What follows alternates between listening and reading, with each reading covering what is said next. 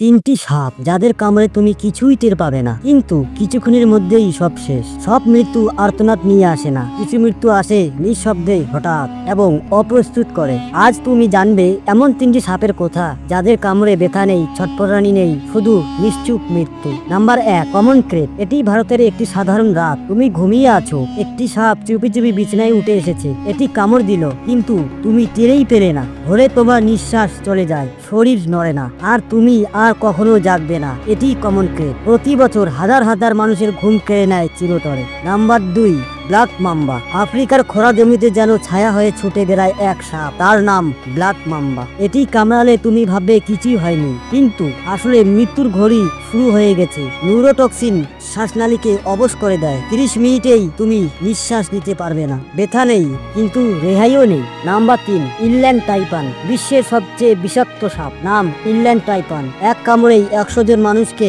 মেরে ফেলার মতো বিষ ছুড়ে দেয়। কিন্তু অবাক করার বিষয়, তুমি ব্যথাও পাবে না। বিষ শরীরে ঢুকেই এমন নিঃশব্দে কাজ করে যেন মৃত্যু নিজেই শরীরে ঘুরে বেড়ায়। আর চিকিৎসা, সময় থাকলে হয়তো বাঁচতে পারো, না হলে টাইপান তোমাকে অদৃশ্য করে দেবে। এই সাপগুলো আমাদের শেখায় সব সময় চিৎকার করে মরতেই হয় না। কিছু মৃত্যু আসে নিঃশব্দে, ঠান্ডাভাবে, একেবারে নিশ্চিতভাবে।